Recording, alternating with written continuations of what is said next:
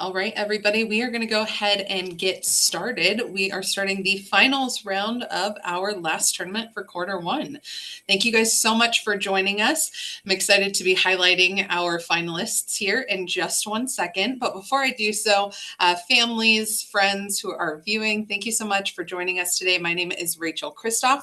I work in our corporate office as a student services representative, and I have the pleasure of seeing and working with all of the great students that we have both in our league and our summer camps.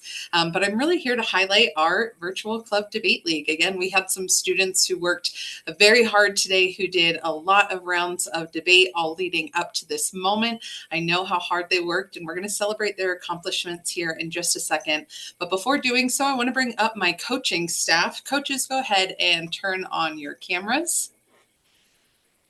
We wouldn't be in this place without our fantastic coaching staff. We have a really great team here, so I want to quickly highlight everybody. If you guys can just give us a wave, starting first with Coach Sydney. Hi, Coach Sydney. Thank you so much. Coach Steve. Hi, Coach Steve. Thank you for all that you do. Coach Sam, thank you so much. We really appreciate you. Coach Kylie, thank you so much for all that you do, with our students. We also have Coach Terry Robinson, who's not on our Zoom at the moment, but we definitely want to give her a little bit of a hand too for all that she does throughout our league. So coaches, thank you so much for everything you have done to help our students get to this point after 8 weeks of quarter 1 of the Virtual Club Debate League. I also want to thank Felipe Gazio, who is our content and technology coordinator, takes care of all of our Zoom needs and helps us when things break, as they inevitably do. And also Brian Fish, who is not on camera at the moment, but we want to give a round of applause too to Brian Fish, who is the president of Capital Debate, and Ronald Bratt, who is our CEO, both who are, I'm sure, avidly watching us as we begin our debate rounds. But we really appreciate everything that you guys do for us and making Capital Debate so wonderful and really helping our students to get to this point. So I want to tell you really quick, family and friends, what we've been doing over the last 8 weeks in the Virtual Club League. We started our first 4 weeks really honing in on public speaking skills, emphasizing vocal variation, vocal differences, being able to express themselves using ethos, pathos, and logos. But in these last 4 weeks, we've been working on more of the debate side of our curriculum. So that's really emphasizing refutation, being able to make a closing speech, being able to persuade your judge and your audience to the side that you're arguing. And so today has been a culmination of everything we've been doing for the last 8 weeks, all the time, all the hours that these students have been putting in to do a full debate tournament today, which is all the rounds incorporating everything they've learned so far, and then bringing us to our top pro and our top con debaters, who I'm going to bring on screen right now, and we're going to get them started for their final round of debate, kind of ending quarter 1. So Naz and Alina, if you would come on camera. We'll give a little round of applause to our finalists. Congratulations, finalists. I know how much work you guys put in to be here. Our judging panel for this group, we are going to have a couple of our incredible coaches who are going to be judging this final round. So starting with Coach Steve. Coach Steve, give us a wave. Coach Steve will be judging. We will also have Coach Kylie and Coach Sam, who is going to be chairing this round. All right, so debaters, with that, I feel like you are in great hands. Make sure that we have our hair pushed away from our faces, jackets good, make sure everything is ready, make sure you have your note cards. We're gonna still check those, but I'm gonna pass things off to Coach Sam. Let's get started with our finals, final round, and then our award ceremony is going to follow directly after. Coach Sam, off to you. Excellent. Yeah, I'm really excited to judge this round. There have been a lot of good debates today. Couple things. First, I encourage both speakers to keep their own time. I and the other judges, of course, will be keeping time, but I tend to not interrupt speakers when they're going, unless it's cross-examination. So you're definitely encouraged to keep your own time. And the other thing is, please show me your note card before each speech. So for the opening, for the cross-ex, before refutation, before closing. Awesome. But without further ado, I'd like to start with Alina on the pro side to deliver her opening speech. All right. Starting in 3, 2, 1. Think back to March of 2020. The world was struck with a public health crisis in the form of COVID-19, and we were all left wondering how we were going to continue our jobs and our education. But thankfully, technology offered us an answer. Platforms like Zoom, Google Classroom, Microsoft Teams, and Google Meet became wildly popular because they offered us the ability to continue our lives. And out of this pandemic came a silver lining. We learned just how practical remote work can be. So, remote work, where practical, is on balance more advantageous than in-office work because of three main reasons: the economic advantages, the personal advantages, and the environmental advantages. So to begin, the economic advantages of remote work. According to The Hill, in 2020, Microsoft experienced a 10% boost in productivity as they transitioned to remote work. Now, in the same article, it was written that workers gain 2+ more hours of work time a week when they do not have to commute. All of this allows workers to actually be 35 to 40% more productive, according to Global Workplace Analytics. Additionally, remote work saves employers $10,000 per employee per year when they do not have to rent out office space. So all of this money could go back into the company and potentially even boost worker wages, in addition to saving them $8,466 without their commute. So remote work saves workers and companies money while also making workers and companies money, altogether boosting our economy. Next, the personal advantages of remote work. According to Forbes, 71% of people who worked remotely said it helped balance their work and their life. And Harvard says that with a better work-life balance, we can have higher productivity, reduce worker turnover. In a study by Stanford of remote work, turnover was shown to reduce by as much as 33%, and boost mental and physical health. Now, we have a huge mental health crisis in this country, as 1 in 5 adults struggle from mental illness, according to the NIH. By switching to remote work, we can release some people from the vices of these terrible diseases. And with remote work, we can have happier workers who are altogether more stable in their jobs, which even continues to funnel back into a better economy. Now, lastly, the environmental advantages of remote work. 28% of greenhouse gases in the United States come from transportation, according to the EPA. Greenhouse gases are gases like carbon dioxide and methane, and they contribute to our climate crisis. However, Sun Microsystems saved 32,000 metric tons of carbon emissions across its 24,000 US employees when they did not commute. 32,000 metric tons. All would have been emitted if they were working in office, but it wasn't because they worked remotely. Additionally, office energy usage is 2 times that of home office energy usage. And where does most of that energy come from today? Fossil fuels, which burn to create greenhouse gases and contribute to climate change. Now, climate change causes things like floods, hurricanes, and wildfires, which all take lives and destroy property. So climate change negatively impacts our economy, and it negatively impacts our overall public health. And by switching to remote work, we can reduce our impact on the environment, creating a better future for all who come after us. So to summarize, remote work, where practical, is on balance more advantageous than in-office work because of its economic benefits, its personal benefits, and its environmental benefits. So Judge, we need our form of work to reflect what we want for our future. And what we want is a better economy, happier workers, and a healthier environment.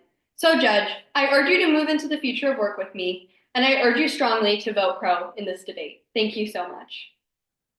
I'm ready for cross-ex. Excellent. 2 minutes of cross-examination. Nazi, ready to go?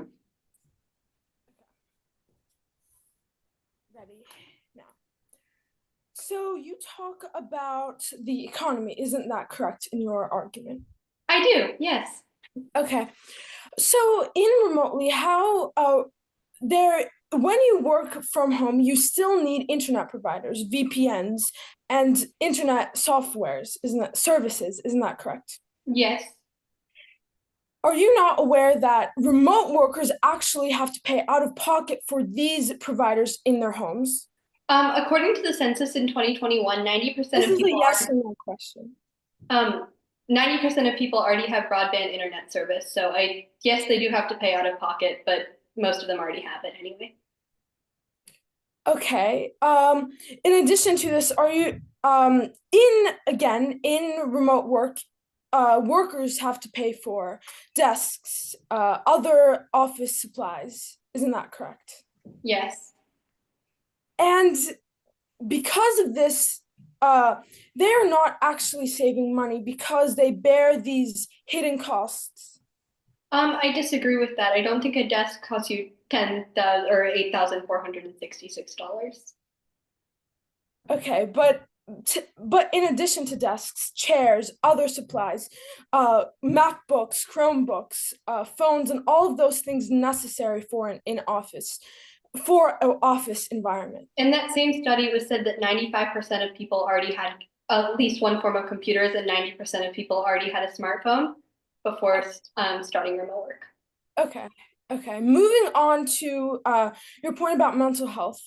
When you work remotely, how do you respond to the isolation that people argue that comes with remote work? I would say still that many people say it helps balance their work and their life, and you have more flexibility to build familial relationships and friendships, as more than half of people who work remotely say it's boosted both their friendships and their family relationships. Okay, That is time. Good job, speakers. We have Naz on the con side to deliver her opening speech. Ready? Can I start? You wake up every day to the same rectangular screen, missing the camaraderie and energy of your office.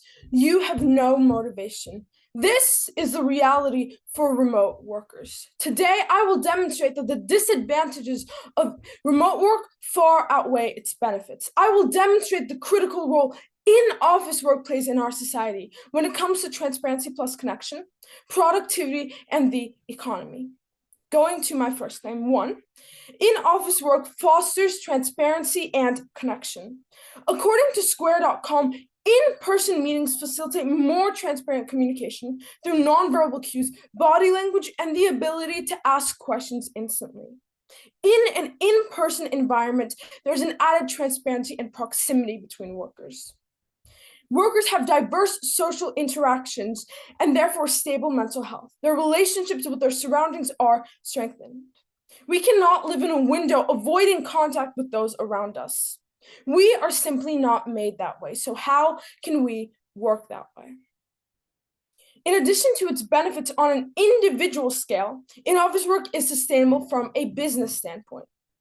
My second claim, number 2, in-office work boosts productivity. Anita Latink from Microsoft says, remote work is associated with about 10% less productivity, caused by challenges such as communication, barriers to mentoring, culture building, and self-motivation. With workers who are motivated and content, a unique environment is created. One where people come to collaborate and to produce. This togetherness will facilitate productivity and success, both for the worker and the company. According to Body and Mind magazine, remote work can blur the lines between work and normal life, with workers feeling increasingly isolated and lonely. With such distinct physical boundaries in office work, individuals can differentiate where work life ends and home life begins. Now, expanding beyond businesses, in-office work has nationwide effects. Number 3, in-office work sustains economies. In a thriving economy, money has to change hands. According to Cornell, since the growth of remote work, a significant number of offices remain vacant, and the commercial real estate market has faced significant losses. Real estate is 18% of the US economy, worth $4.9 trillion, $4.9 trillion in 2023. That's $1 in $5 of the GDP that comes from real estate, according to the National Association of Realtors. With empty commercial real estate, the government cannot collect enough property taxes and miss out on significant profits. Being confined to a window will never come close to in-person real environments. It is not a sustainable scenario. For humans, it's simply against our nature. The in-office work environment fosters a social, transparent culture, and therefore is a benefit to mental health. It is a benefit to productivity. It is a benefit, a vital part of the economy. When compared to remote work, in-office work is the sustainable solution. We must embrace it for a brighter future. Thank you. Well done. We'll begin with 2 minutes of cross-examination. Let me just pull up my timer. Okay, perfect. All right, so I noticed that in your first point, you emphasized the word diversity of communication. But with remote work, can't you have a more diverse web of people with different perspectives all communicating together? So while that could be true, what I refer to is this diverse communication comes not only like with the amount of people and with the different people that you communicate with, but the interactions that you have with them that go beyond what you say on a screen. They're real interactions. They go beyond work. They're human connections, which we all thrive on as humans. Okay. Um, additionally, you say that additionally, you were discussing how workers can feel socially isolated, but how do you feel socially isolated when you have 5 to 6 more hours to spend with your family and friends? Well, the social isolation, although with remote work you have time to spend with your family and other friends, this social isolation refers to the exposure that you get to the outside world because our interactions as humans, our lives as humans go beyond our friends and our family. And we crave interaction with those around us, those in our office spaces, which we can collaborate and communicate with. Okay, thank you. You also discussed in productivity how workers who are motivated create a thriving communication space. But can't workers, if you were in office and there was a worker who was motivated there, and then you shifted to remote work, wouldn't they maintain being motivated? They're not changing as a person. So can't motivation still drive a collaborative atmosphere in remote work? Could you rephrase your question? That was a bit, I couldn't really. Can't motivation still drive a collaborative atmosphere when you're working remotely? Well, I think when you're working remotely, it's different because you, I guess I would say, lose the motivation. I found in my research that remote work leads to significant, I get again, isolation and loneliness, which cause depression and all of those things. That motivation with these mental effects is lowered. Okay, thank you. I think we're at time. Someone that is time. Could I use 30 or 45 seconds of prep time for my refutation, please? Yes, absolutely. I'll get this started now.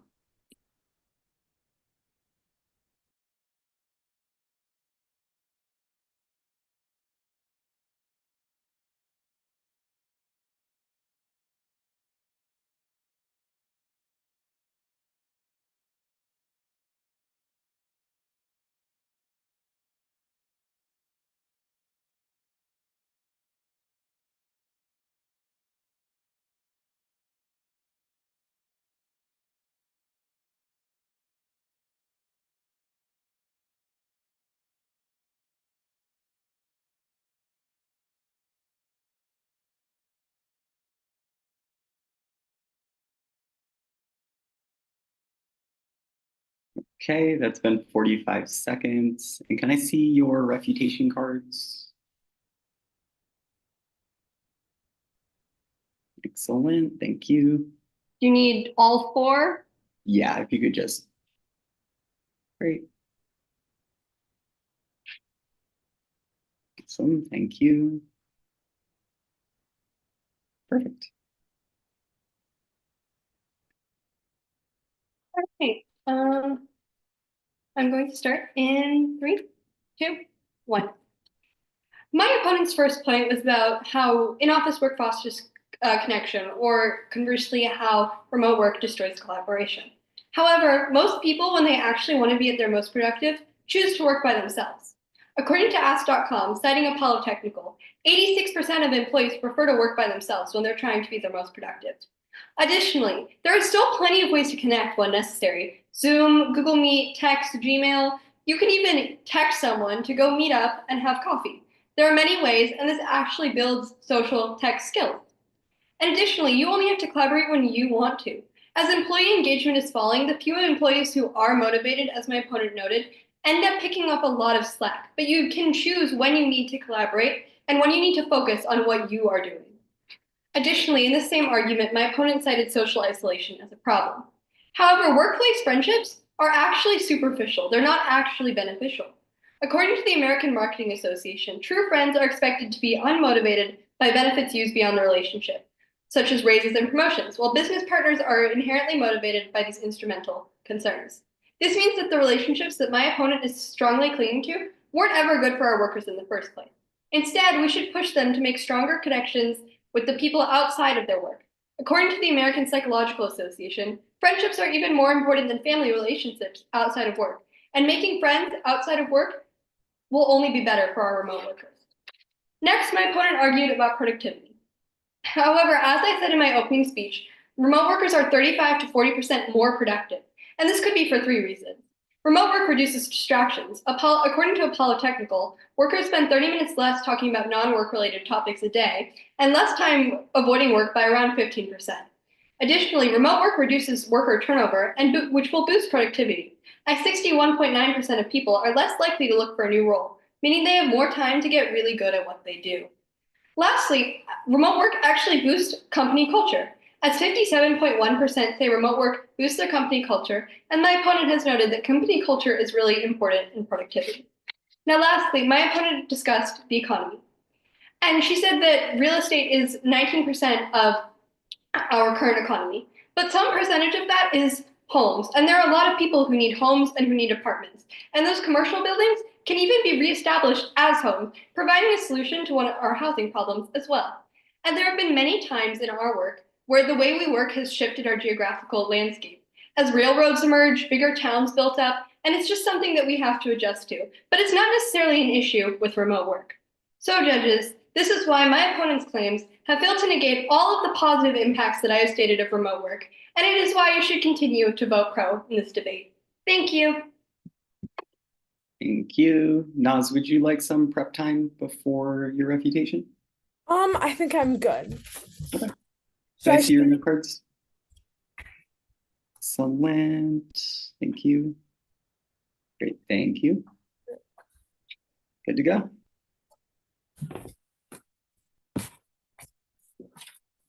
You're just getting my timer. Okay. So my opponent's first argument is that about the supposed cost savings of remote work. Again, by making this claim, they ignore significant factors. The hidden costs of remote work actually do in fact burden remote workers' wallets. Remote workers bear the costs of home office setups, according to TechTarget in 2021. These hidden costs include significant things like connectivity, VPN services, and internet software services, which increase when people work remotely. Companies maintain existing offices but shift additional costs to their employees. Workers pay more out of pocket while companies save. So while there is some saving that's going on, it's not necessarily for the worker, and it's not necessarily overall.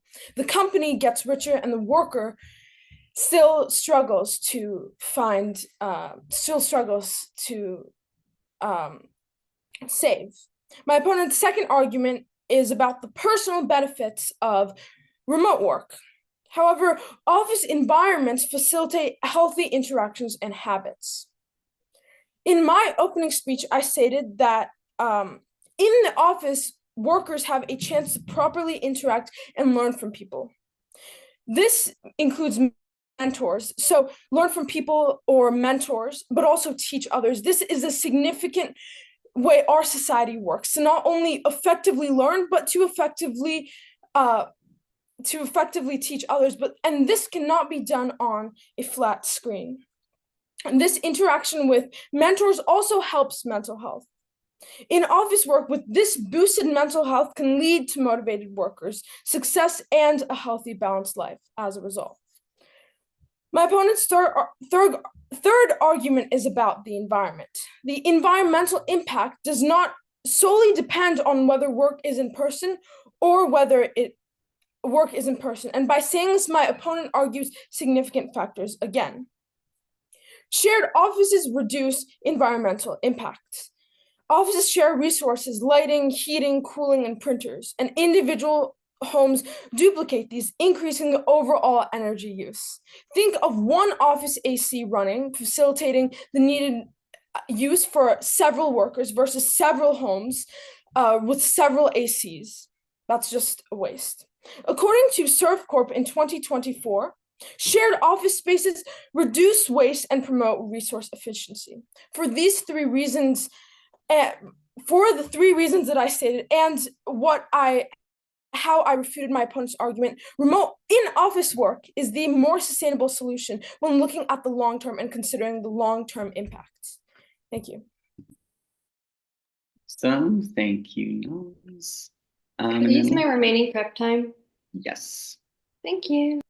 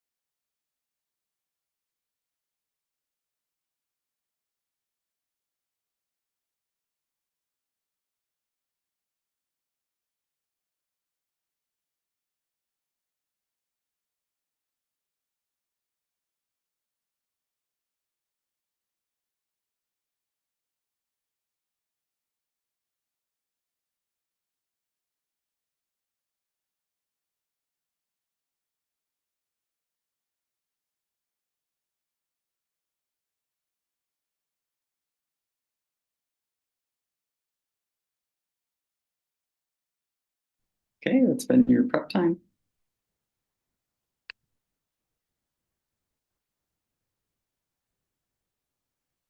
All right, I will begin my closing in 3, 2, 1. Judges, what this debate truly comes down to today is the societal impact of these different forms of work. And now, while pro has won on many counts, the most important is the environment. And as I said, we reduce our environmental impact in 2 large ways when we work remotely. First, carbon emissions, and second, energy usage. As I said, we cut carbon emissions by reducing commuting, and we cut our energy usage by switching away from a commercial office space. Now, my opponent says that the increased usage of energy in houses will negate these positive impacts. However, as I stated earlier, commercial office energy usage is 2 times that of home office energy usage, meaning home office energy usage is half that of commercial offices, which in no way negates the benefits. Additionally, she cited things that there are things in your home that would already be running anyway, such as like your refrigerator and other appliances, sometimes even your AC. None of that stops if you're in a commercial office. There's just another building adding to the energy usage. My opponent argued that connections are incredibly important in the workspace. And I would agree with that. But connections outside of the workspace are also incredibly important. And remote work offers more time to focus on the people who truly matter in your life, the ones that will stick by your side no matter what. And it also even allows for more diverse perspectives to collaborate in the workspace. Because if you live in a different country, you might have a different perspective on what you're doing, but you can still collaborate because you're working remotely. But the environment is what is truly important here. Because of course you're not going to be truly present in collaboration if you're worried about whether or not your house will be destroyed in the next hurricane or wildfire, or you'll lose water in a flood. These are the important things. These are the things that should be main concerns. And we need our form of work, as I said, to reflect what we want for our future. And a healthier environment for our future generations is what's important. So the responsible vote today, the one that focuses on the people who come next, the one that is important and the one that makes sense for our future, is a vote for pro. So judges, I strongly urge you to vote pro in this debate. Thank you. So thank you. And Naz, would you like some prep time? Yes, I would like to use all of my remaining 2 minutes.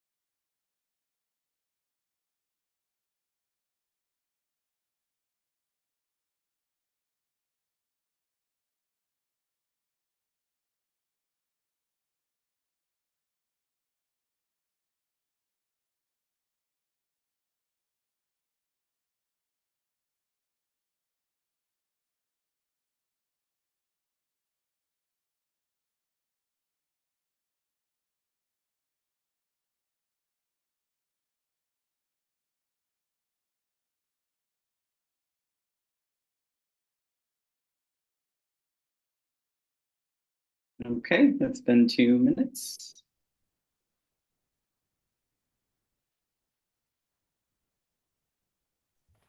Here's my note card. Excellent, thank you. Excellent. We must consider the future of our workers, our companies, and our economy. This debate comes down to the more sustainable, constructive solution and the overbearing effects that come with it that simply cannot be ignored. The most indisputable impact of in-office work is the benefits it has for the economy. It contributes trillions, rents, property taxes, and small businesses. My opponent talks about the environment, but with this, they overlook the hidden drawbacks of remote work. As I stated before, each home requires additional heating, cooling, lighting, and usage of electric systems that add on to what they would have used if they would have gone on in-person work, because there's their entire half of their day is spent at home using those resources, 8 hours, 9 hours, or maybe even more. In addition to this, our society is moving towards a greener community option, but more energy usage from remote work is a growing new problem. Remote work is a threat to our economy, and this mere likeliness has potential to unravel our entire lives. A bad economy cannot support the growth of businesses. Their success, which leads down to the individual, the worker, who cannot support an adequate lifestyle. Where we do our work cannot compromise such an indisputable cause.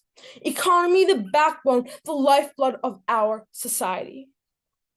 If we choose to sustain culture, humanity, our companies, our economy, us, then we choose in-office work. Thank you. Excellent job, speakers. Really impressive debate. I know the judges and I are going to have our hands full deciding. So we're going to fill out our ballots. Please hang around. We're going to have the speaker awards directly after, but we do need some time to adjudicate first. But well done. Congrats to our speakers. Really impressive. I'm really impressed.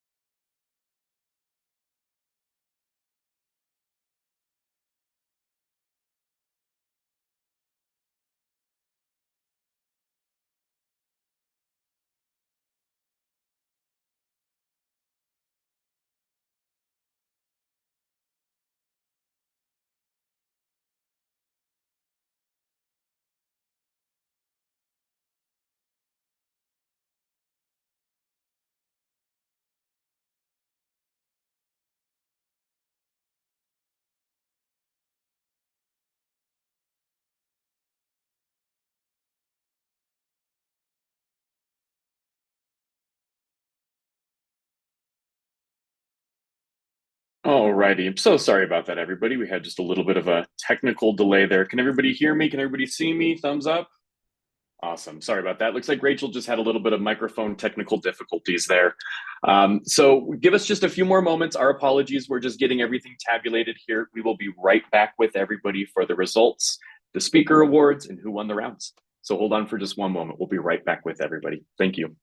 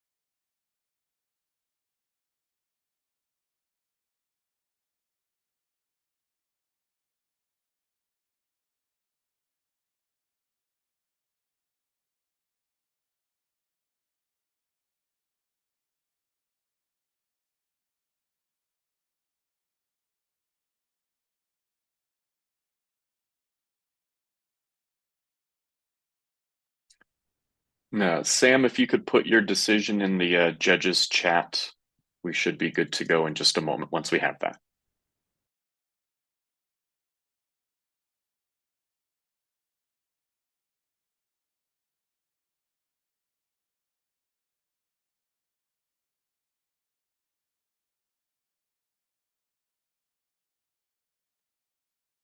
All right, everybody, we have the decisions. We're just creating the awards, creating the presentation. Give us 2 more seconds. Thank you so much for your patience.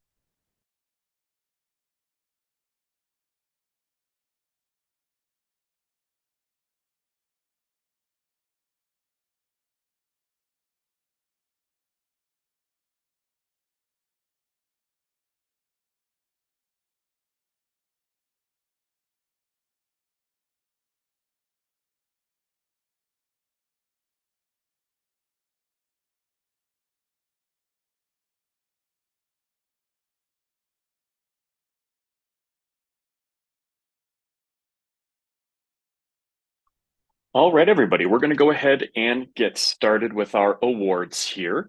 Felipe, if you could put the presentation up on the screen when you're ready, we can go ahead and get started. All right. Well, I wanted to first off just start by saying thank you to everybody for your participation today. Competitors, judges, parents that are here watching. This was an amazing day of debates. As the president here for Capital Debate, I know this says Coach Rachel. My name is Brian Fish, for those that have not met me yet. But I really just want to say how, again, kind of blown away I am by the success that our kids have had over these last 8 weeks. The true growth that we've seen and we've witnessed, not only from our new students starting off, but for those coming back quarter after quarter. It really does show their efforts, the students that are putting in the hard work, the students that are completing their assignments on time, that are working with Coach Corey, that are utilizing the one-on-one sessions with our coaches and the weekend workshops. We really are seeing a big difference in, those that are putting in so much effort to making this a successful event. So with that, let's go ahead and talk about our top speakers. For all of our tournaments, we like to go ahead and present our speaker awards as well as who wins the debate tournament. So we're going to go ahead and get started with our 10th place speaker for today. We have, see Felipe put it on the screen here, Hanya Chen, our 10th place speaker. If we can give a quick round of applause. Wonderful. And our 9th place speaker is Audrey Dye. Congratulations, Audrey. And our 8th place speaker for today is Lynn. Congratulations, Lynn. Wonderful. All right, let's see here who our 7th place speaker is. Niharika. Wonderful, Niharika. Way to go. All right, and our 6th place speaker for the tournament is Ethan Chen. Congratulations, Ethan. All right, let's see here who our 5th place speaker is. Trista Crow. Congratulations, Trista. All right, let's see. Number 4, our 4th place speaker is Naz. Congratulations. All righty, and let's see here now. Our 3rd place speaker is Jinjin. Congratulations, Jinjin. All right, and our 2nd place speaker for the tournament is Anya. Congratulations, Anya. And our top speaker means that the individual that accumulated the most speaker points out of their rounds for the tournament, not having to do with wins or losses. This has nothing to do with any of the rounds before, but our top speaker is Alina. Congratulations, Alina, for top speaker.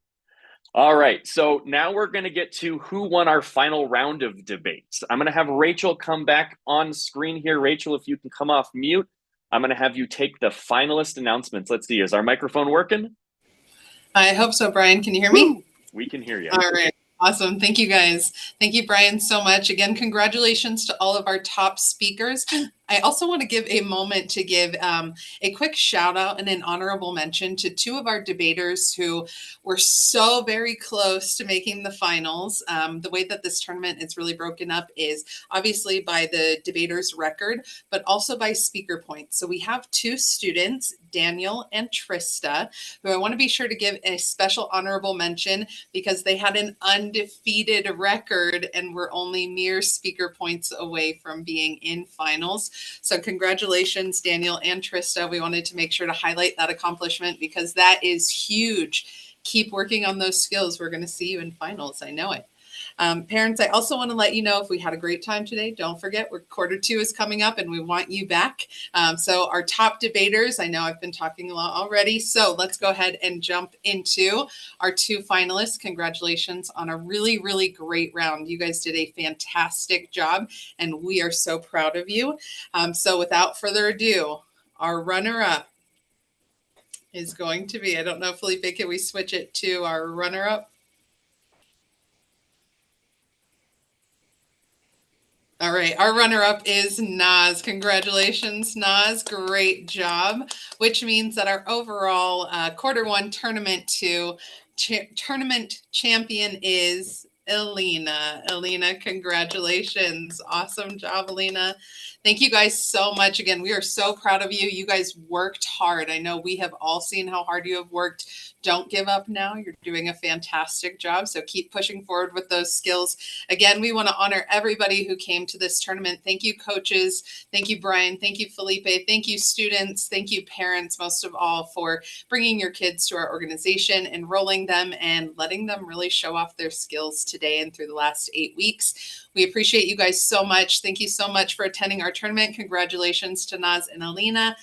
Alina, go ahead and stay back for just 1 second so that Felipe can grab a photo of you to put up on our social media, our website. Families, don't forget to follow our social media so you can see our special announcements, camp announcements, and all things club related too. Thank you guys so much. We so appreciate it. Alina, hang out here and we will say goodbye to everybody else. Thank you guys so much. Thank you, coaches.